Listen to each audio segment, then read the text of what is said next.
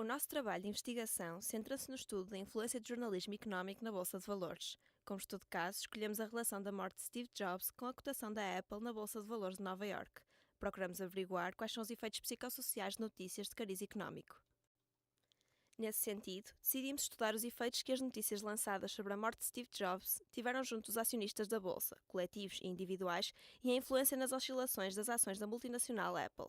Na nossa pesquisa, seguimos a perspectiva dos efeitos limitados de Lazarsfeld, já que consideramos que, neste caso, os mídia cumprem um papel limitado de influência das relações sociais.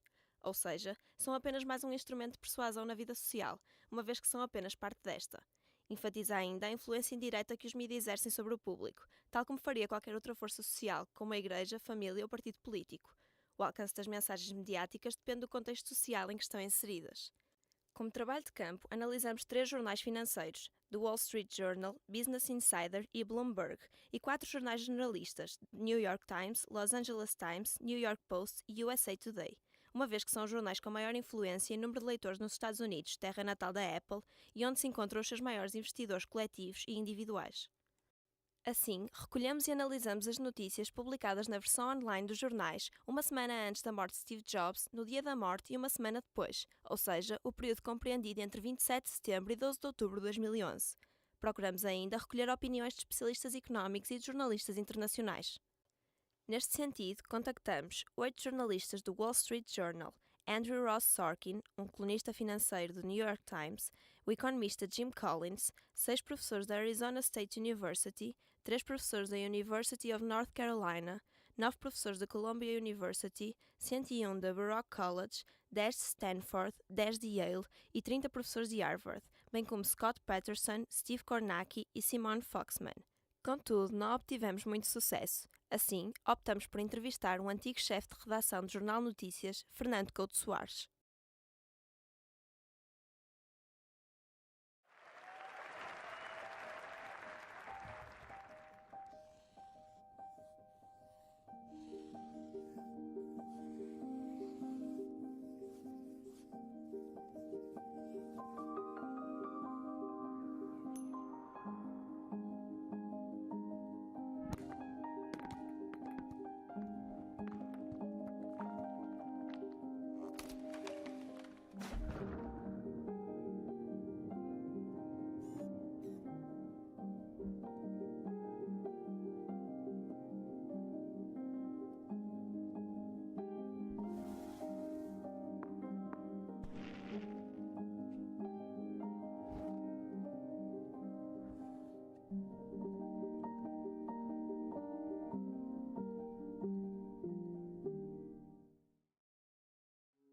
A comunicação é um processo complexo e é impossível falar de comunicação sem falar de persuasão, uma vez que Aristóteles definiu o estudo da retórica, comunicação, como a procura de todos os meios disponíveis de persuasão.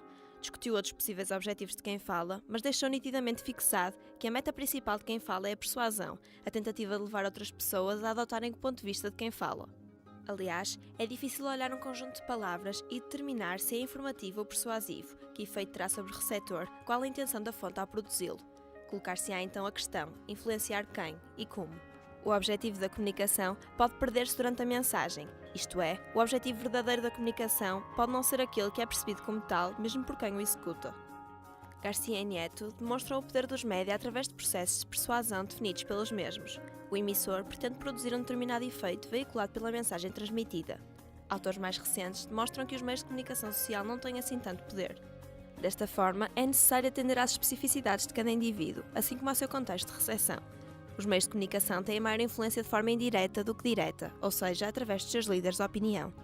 Na verdade, podemos compreender o jornalismo económico como um fator que influencia os investimentos na Bolsa de Valores.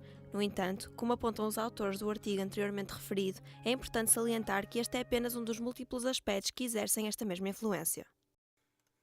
Assim, é possível concluir que o jornalista pode criar pequenas alterações na bolsa, principalmente a curto prazo, na medida em que guia e orienta os investidores relativamente ao panorama em que tencionam investir. É também de notar que a forma como as notícias são recebidas e interpretadas é uma condicionante fundamental e é de facto o que determina o impacto do jornalismo na bolsa. Destaca-se então a teoria de José António Sarcinelli, que defende que o jornalismo económico está cada vez mais virado para os investidores, as empresas, os governos e não tanto para o cidadão comum. Uma leitura rápida nas páginas económicas de jornais de hoje é suficiente para perceber que a reportagem de economia passou a concentrar o seu foco em apenas um segmento da sociedade, a classe empresarial e os seus representantes. Como a análise abrangeu vários jornais generalistas, é normal que as notícias não se centrem em temáticas como a Bolsa de Valores. No entanto, o tom do jornalista e algumas temáticas em causa podem ter tido influência nas ações da Apple. De um modo geral, todos os jornais cobrem o lançamento do iPhone 4S, que se esperava ser o iPhone 5, o que foi uma desilusão para muitos, mas contrariando as expectativas, atingiu um grande número de vendas devido às suas funcionalidades. A morte do fundador da Apple foi tratada da mesma forma por todos os jornais, isto é, tinha um tom documental sobre a sua carreira e vida. Nos dias que se seguiram, as notícias publicadas questionavam a credibilidade da marca, o seu novo líder e a continuidade da Apple enquanto empresa de sucesso. É de salientar como a data da morte de Steve Jobs e o lançamento do novo produto coincidiram e colocaram a Apple no centro das atenções dos jornais generalistas. Havia um misto de notícias positivas e de tom mais negativo relativamente à marca, mas o que é de salientar é sobretudo a crítica ao novo iPhone 4S e à capacidade de inovar da marca. Deste modo, a morte de Steve Jobs surge como algo atenuador desta desilusão, balançando opiniões relativamente à empresa e despertando o cariz emocional do público-alvo. O jornalismo feito neste tipo de jornais é obviamente diferente do praticado em jornais generalistas, sendo que se torna um jornalismo mais sóbrio, frio e objetivo, recorrendo várias vezes a estatísticas e a números concretos. Posto isto, tentamos ver de que modo isso foi transmitido nas notícias que analisamos durante o período escolhido. As conclusões a que chegamos foram que existem sempre previsões de diretores de empresa e de analistas sobre o futuro da empresa e que, mesmo que as notícias tenham repercussões na bolsa, essas são sobretudo causadas por acontecimentos reais e não tanto pelo tom do jornalismo, havendo sempre exceções. O leitor destes jornais fica informado e é guiado a tomar a sua decisão como investidor, sendo que se pressupõe que os clientes-alvo do jornal sejam pessoas que investam na bolsa ou que venham a investir. Mas sem dúvida que a opinião dos especialistas, a questão dos números concretos abordados e a inclinação que a notícia toma é um fator de influência para estes leitores. Salientamos assim o estilo jornalístico mais neutro das notícias destes jornais, em que predominam coberturas biográficas e informações claras como variações de estoque na marca de Steve Jobs, a posição na bolsa de Wall Street e previsões acerca do futuro da Apple. Apesar dos jornais generalistas terem aspectos bastante diferentes dos jornais financeiros, não podemos deixar de reparar que as notícias sobre a Apple no período analisado possuem as suas semelhanças. Por exemplo, os jornais generalistas tentaram, a quando da saída do novo iPhone, falar sobre as funcionalidades do equipamento, sendo que era um jornalismo mais técnico. Já depois da sua morte, o estilo de jornalismo entre ambos os jornais aproximou-se, dado que os meios generalistas cobriram assuntos como o futuro da empresa em termos económicos, que valor poderá a mesma ganhar ou perder e de que modo o novo líder poderá influenciar o crescimento financeiro da marca. As discrepâncias são grandes entre os dois tipos de jornais, o que é visto com normalidade, pois apesar de ambos os meios de comunicação serem produzidos sobre os mesmos princípios, os assuntos e o público-alvo são completamente dispares. Temos como exemplo a forma de cobrir as notícias da morte de Steve Jobs. Se por um lado os jornais generalistas elevam a pessoa a um estatuto de herói, demonstrando o seu percurso de forma apenas positiva, os outros focam-se mais nas repercussões que isso pode ter na bolsa, na empresa e nos investidores. Entre 29 de setembro e 4 de outubro, o valor das ações da bolsa diminuiu dia após dia. Algumas das notícias analisadas previam esta queda, a concorrência de produtos semelhantes ao iPad substancialmente mais baratos e a reação dispar do público ao iPhone 4S quando se previa o lançamento do modelo 5. Registou-se uma queda dos valores ajustados relativos ao fecho da bolsa de 17,27, sendo que o valor mais baixo da semana foi dia antes da morte, 354,24, e o mais alto foi dia 29, uma semana antes, de 402,21. Note-se que neste período analisamos também as notícias que poderiam influenciar positivamente o valor das ações da empresa na bolsa, sobretudo as que diziam respeito à identidade da marca e à fidelidade dos seus consumidores. Neste sentido, as notícias que no dia 4 de outubro revelaram o descontentamento do público ao iPhone 4S podem ter estado na origem da queda das ações. A morte de Steve Jobs no dia 5 de outubro marcou valores baixos nas ações da Apple, num espaço de 2 semanas, mas o mais baixo terá sido no dia anterior. Muitas das notícias por nós analisadas neste dia já previam este cenário. Por um lado, a perda de uma figura de importância tão elevada no seio da marca, que provocava nos acionistas um enorme receio. Por outro, as notícias que mencionavam o falhanço do iPhone 4S. Entre os dias 6 e o dia 12 de outubro, o valor das ações foi aumentado progressivamente. Note-se que nos 2 dias que se seguiram à morte de Steve Jobs, 6 e 7 de outubro, as notícias levantavam, por parte dos especialistas, enormes especulações sobre o futuro da empresa na sua ausência. Muitos acreditavam que a marca não ia conseguir resistir e que o seu crescimento ia abrandar. Good afternoon, I'm Chuck. AT&T issued a statement noting that it had taken more than 200,000 pre-orders for the iPhone 4S in its first 12 hours, making it the most successful iPhone Já nos launch dias in 9 e its 10, history. as notícias The bank centravam-se no maintained its recorde de buy rating and pré-vendas de um produto 510 Apple, o price iPhone card 4S, on assim como as stock. suas inúmeras Apple has the potencialidades. potential upside O of sucesso do novo 30% based iPhone on a current contrariou price as of expectativas e fez aumentar o valor $384.30 das ações for de an forma average consensus substancial, analyst que no price dia target of 12 já era o mais alto que qualquer dia da semana que $499.57. precedeu a morte de Apple should Steve find Jobs. initial support at its Na 50-day análise moving feita às average of notícias de vários jornais económicos, $380.30 podemos and further constatar que as support at its notícias podem 30-day ter moving average influenciado de of facto os valores da bolsa. Ora, tal $254.03. acontece For porque as further notícias updates, são o stay meio mais tuned. You're utilizado watching pelos the investidores Financial para News se manterem Network. informados acerca Chuck das Pierce. empresas e das suas respectivas ações. Assim, o acionista vai pensar e ponderar os seus investimentos, considerando aquilo que recebe na notícia. Se a notícia transmitir informação positiva, pode incentivar a aquisição de ações dessa empresa. Se transmitir uma imagem negativa, poderá influenciar nefastamente a conotação da empresa no mercado.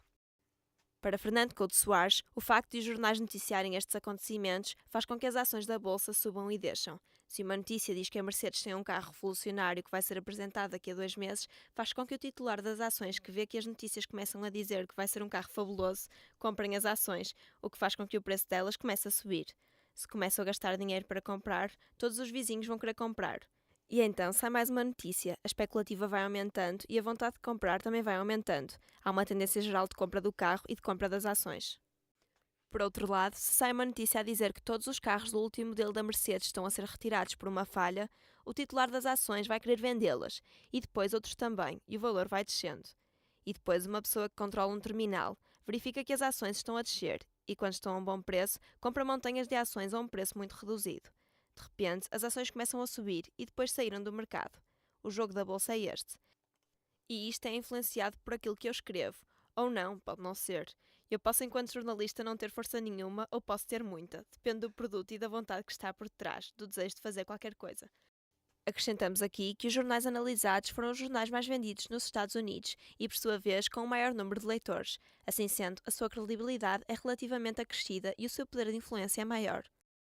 No entanto, não conseguimos determinar de forma global a influência do jornalismo económico, já que ao termos em conta o efeito de uma dada mensagem junto do receptor, temos de ter em conta que o ser humano é um animal social e não pode ser encarado individualmente, mas devemos sim ter em atenção os seus contextos grupais e de recepção da mensagem. Deste modo, e como comunicação é persuasão, apercebemos-nos do que um emissor procura influenciar o receptor e um bom profissional procura reduzir a capacidade crítica do receptor, atenuando as barreiras psicológicas da captação da mensagem, ou seja, o jornalista tem efetivamente a capacidade de influenciar os seus leitores, mas não seja pela tarefa de informar. Tal como afirma Ciro Marcondes Filho, na obra Sociedade Frankenstein, a manipulação dos signos por parte do jornalista e o modo como uma notícia é construída determina os seus efeitos junto do receptor. Claro que o grau de persuasão dependerá inevitavelmente de cada contexto de recepção e do grau de permeabilidade do receptor. Se se trata de uma pessoa com domínios na área, menor será a probabilidade de a influenciar. A maioria das pessoas que investem na bolsa não tem educação económica, são cidadãos comuns, e esses são os grandes perdedores. Os grandes apostadores nunca perdem, são os que têm essa educação económica e, sobretudo, têm acesso a informação privilegiada, que na maior parte dos casos não é dada pelos jornais. É o chamado inside trading, circula a um nível muito restrito. Sabem movimentar-se, sabem ler os sinais. Todos os momentos de crise, sejam eles quais forem, são bons para comprar.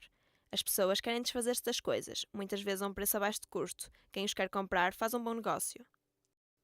Importa por fim salientar a capacidade acrescida de influência do receptor, conseguida neste estudo de caso pelos jornais económicos que utilizam tanto testemunhos de líderes de opinião como de especialistas para tecerem comentários fundamentados em estatísticas.